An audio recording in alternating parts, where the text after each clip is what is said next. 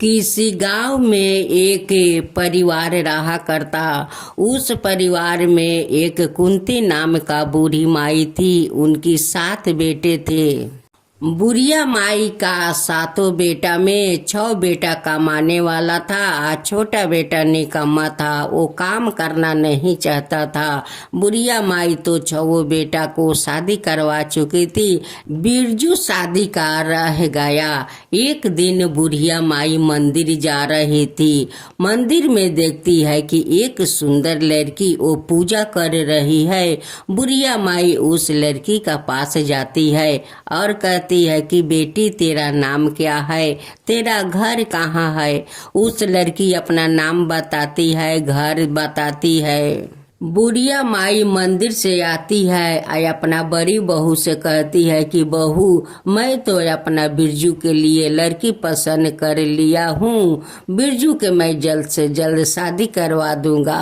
वो कहती है कि बहू चलो, उस लड़की के तुम भी देखा वो लड़की देख कर वो लोग का तो पसंद हो गया। वही पर शादी ब्याह का बात पक्का भी हो गया।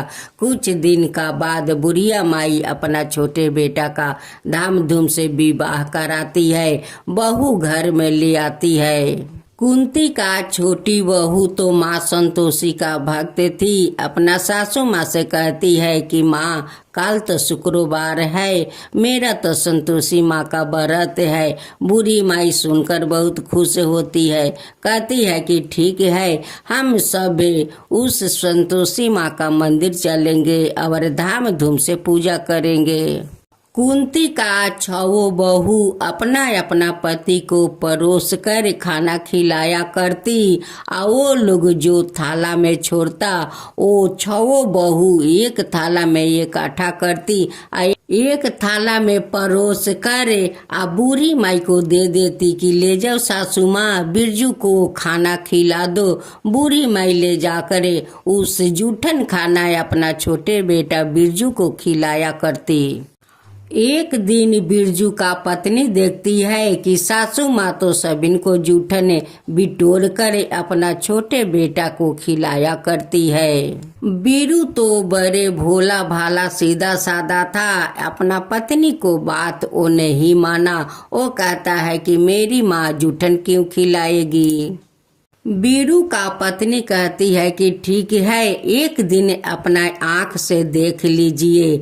एक दिन बीरू माथा दुखाने के बहाना करते हुए वो जाकर उस रसोई घर में सो जाता है। मुख पर एक चादर डाल लेता है और उसी चादर के अंदर से सब कुछ देखता है। सबिन भाभीओ अपना अपना पति को बड़ी अच्छे से परोस परोस कर खाना खिलाती है। जब वो लोग का खाना समाप्त हो जाता है, जो थाले में जूठन छोड़ते हैं, वो 6 भाभी मिलकर एक थाला में इकट्ठा कर देती है या करके परोस कर अपना सासू माँ के दे देती है। और सासू माँ वही खाना ले जाती है अपना बिरजू को खिलाने के लिए। कुंती कहती है कि बीरू आओ खाना खा ले।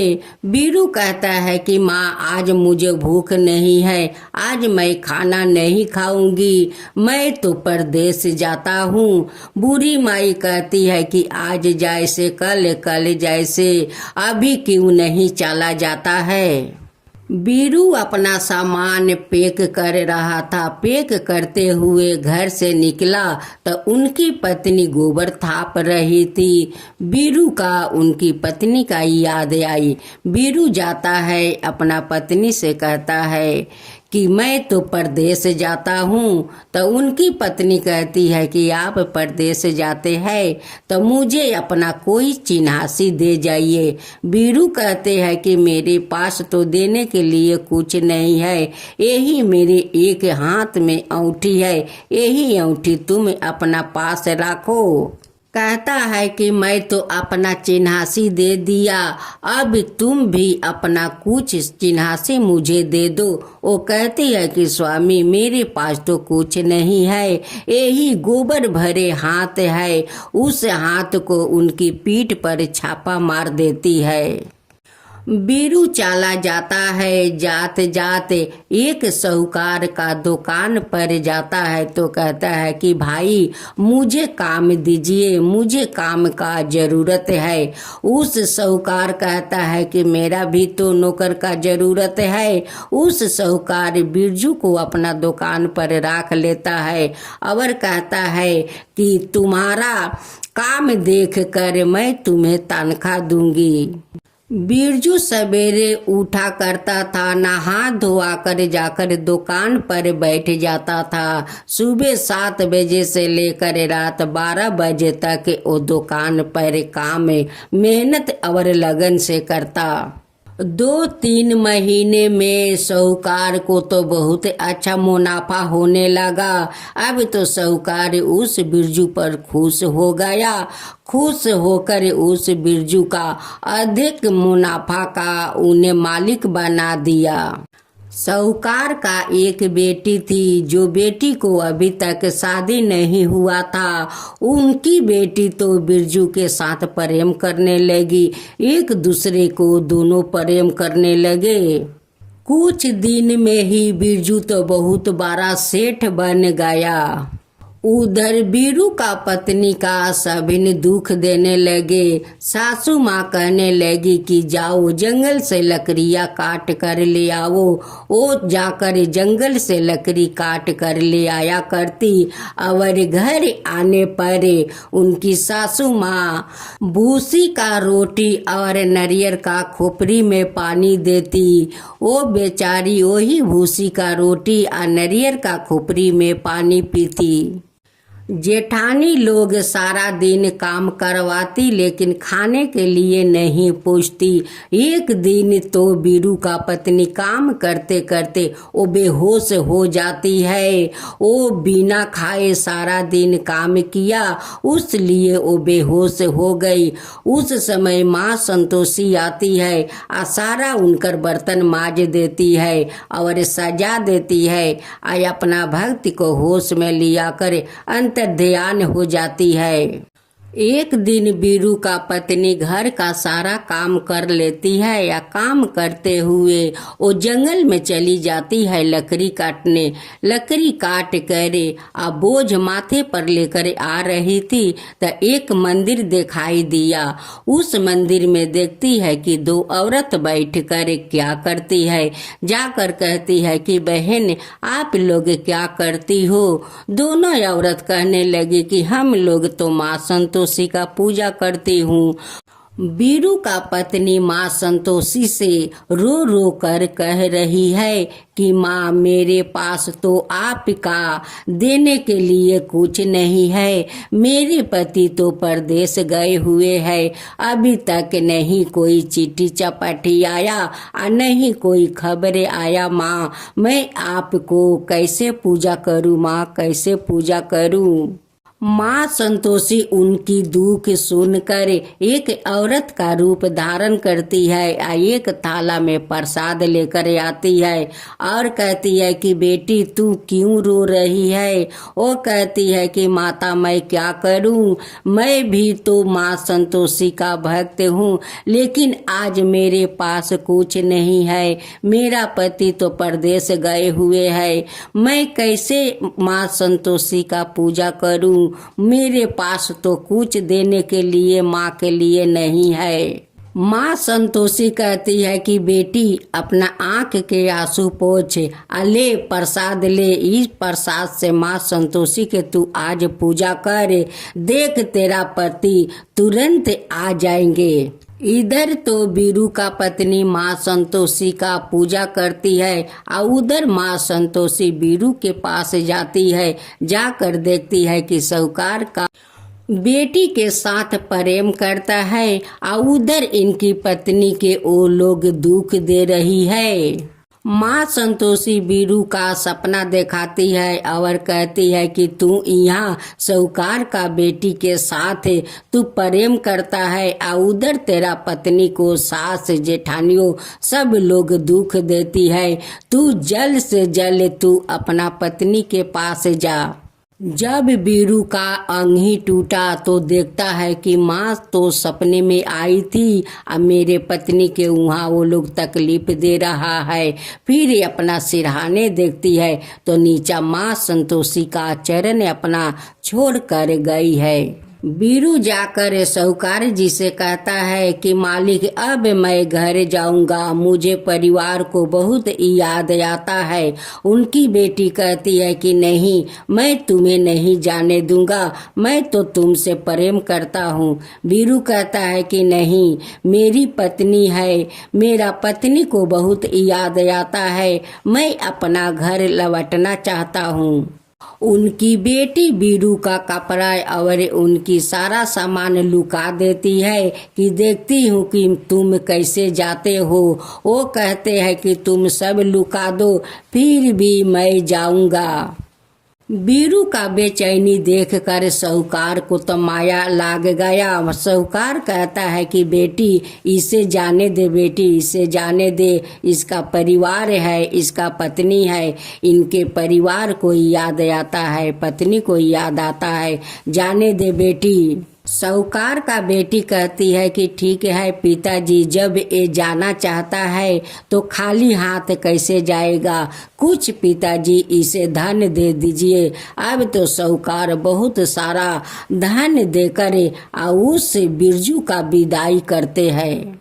एक दिन बीरू का पत्नी लकड़ी काट कर बेच देती है या उसी पैसा से माँ संतोषी का पूजा करती है और 2 बच्चों को दक्षिणा देती है। वो दोनों बच्चा दक्षिणा का पैसा को खटाई किनकर खा लेते हैं। अब तो माँ संतोषी बहुत परपोक हो जाती है। माँ संतोषी कहती है कि तुम तो जानती हो कि मैं खटाई से मेरे पसंद नहीं है, फिर भी तुम बच्चों को दक्षिणा दी। क्यों दक्षिणा दी? तुम जानती नहीं हो कि बच्चा लोग वो कुछ बुझता नहीं है, फिर भी उन्हें दक्षिणा दे दी। उस दक्षिणा को लेकर वो खटाई खा लिया।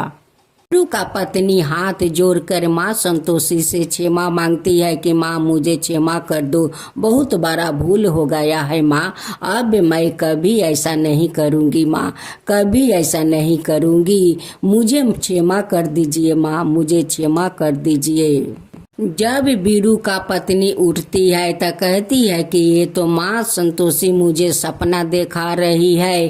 अब तो बीरू का पत्नी सारा घर के काम करती है, कुल्हाड़ी लेकर जंगल में चली जाती है लकड़ी काटने। माँ संतोषी एक बूढ़ी का रूप धारण करते हुए जंगल में पहुंच जाती है। वहां पर जाकर कहती है कि बेटी तुम क्या करती हो? कहती है कि माँ मैं तो लकड़ी काट रही हूँ। नहीं लकड़ी काटूंगी तो सासू जी तो मुझे भूसी का रोटी और नारियल का खोपड़ी में पानी नहीं देगी माता, मुझे तो लकड़ी काट कर ले जाना ही पड़ेगा माता। बीरू का पत्नी कहती है कि माता ये धूल कैसा?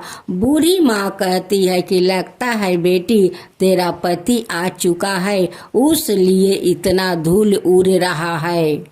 बीरू का पत्नी माथे पर लकड़ी का बोझ लेकर आती है और दरवाजे पर खड़ा होकर कहती है कि सासू माँ कवन आज मेहमान आया है, मुझे भूसी का रोटी दो, नारियल का खोपड़ी में पानी दो। सासू माँ आज कवन घर में मेहमान आया है, मुझे भूसी का रोटी दो, नारियल का खोपड़ी में पानी दो।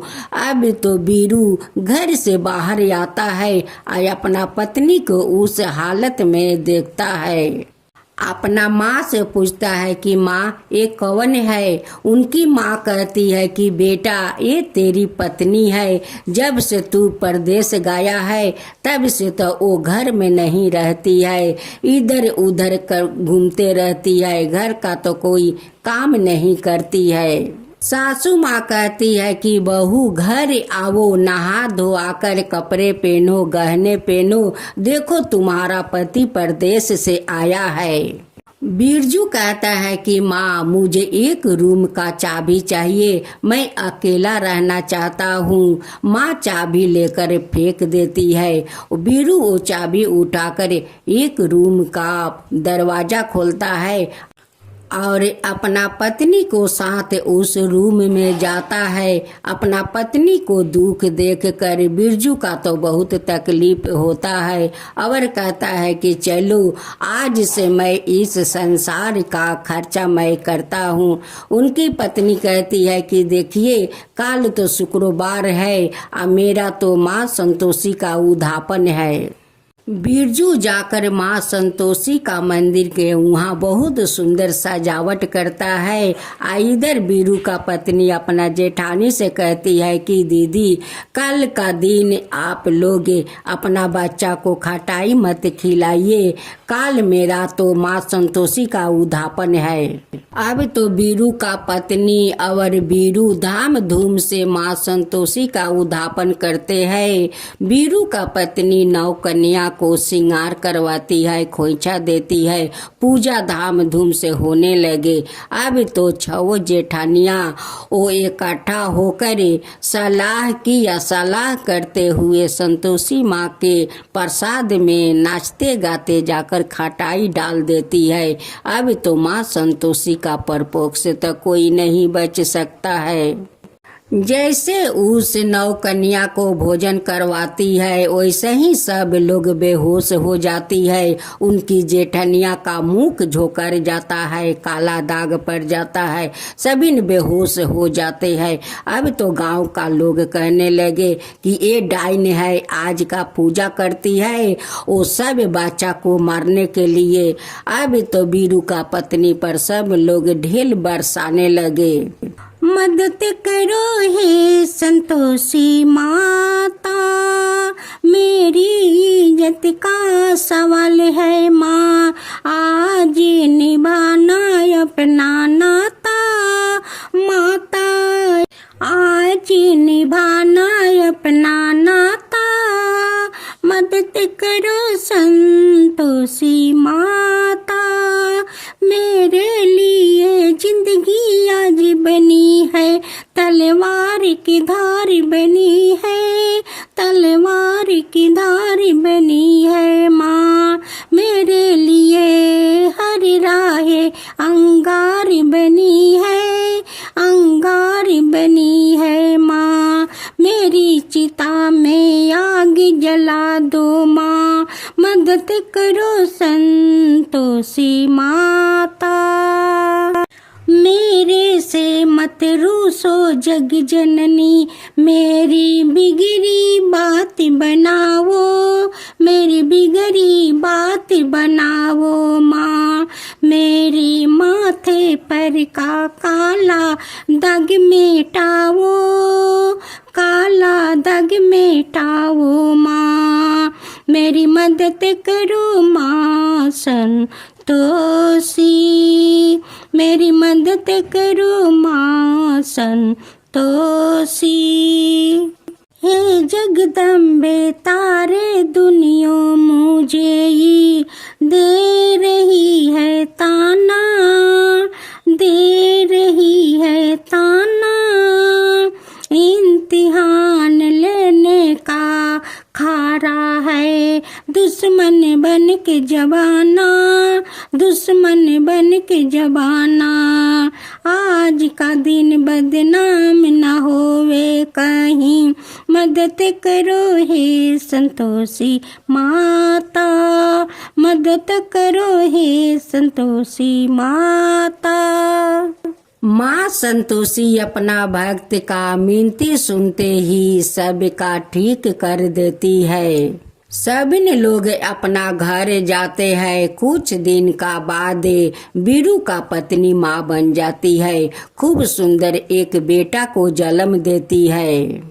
एक दिन बीरू का पत्नी अपना बच्चा को घर में बैठकर दूध पिला रही थी। उसी दिन माँ संतोषी अपना भयंकर चेहरा बनाते हुए उनकी दरवाजे पर आती है। उनकी चूल बिखरा था, कपड़ा चीरा था, नाक टेढ़ा था, मुख टेढ़ा था, मुख पर माछी भिन भिना रहा था। जब उनकी सासू माँ देखती है तो कहती है कि दरवाजा बंद कर रे, खिड़कियाँ बंद कर, देख डाइन आ रही है, देख डाइन आ रही है, बच्चा को लुकाओ। अब तो सभी ने बच्चा अपना अपना खिड़कियां बंद करने लगा। जब बीरू का पत्नी खिड़की से देखती है तो अपना बच्चा को नीचे रख देती है।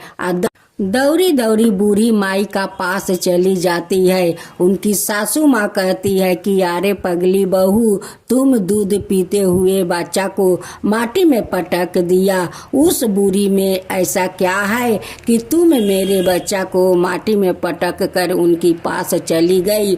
बहू कहती है कि माँ, मैं जिसका पूजा करती हूँ वही तो माँ संतोषी है। अब तो सासू माँ सारा खिड़कियाँ खोल देती है। अब माँ संतोषी का पैर पकड़कर क्षमा मांगती है कि माँ मुझे क्षमा कर दीजिए, मैं तो मूर्ख हूँ, मैं तो अभागिन हूँ, मैं तो आपका पहचानी नहीं माँ, मुझसे बहुत बड़ा भूल हो गया माँ, मुझे क्षमा कर दीजिए, मुझे क्षमा कर दीजिए माँ। अब से हम लोग भी आपका पूजा करेंगे माँ, आपका पूजा करेंगे। 16 शुक्रवार का व्रत करते हुए हम लोग भी उद्यापन करेंगे माँ। ये बात सुनकर माँ संतोषी वो लोग पर बहुत प्रसन्न हो जाती है और वो लोग का माफ कर देती है। और माँ अपना रूप में आते हुए सभी को अपना दर्शन दिखाती है और कहती है कि देखो, जो मेरा शुक्रवार का व्रत श्रद्धा भक्ति से करेंगे उन पर मैं बहुत प्रसन्न होंगे और तुम्हारा घर धन से भर देंगे, कुछ का कमी नहीं रहने देंगे, सब कुछ तुम लोग का घर में मैं भर दूंगा। जो माँ संतोषी का कथा कहे, जो सुने, जो हुक्का भरे, उन सब का ऊपर कृपा कीजिए हे माँ संतोषी, सब का ऊपर कृपा कीजिए हे माँ संतोषी। जैसे अपना भक्त पर कृपा किया वैसे सब के ऊपर कृपा कीजिए हे माँ संतोषी, सब का ऊपर कृपा कीजिए। माँ संतोषी की जय हो, माँ संतोषी की जय हो।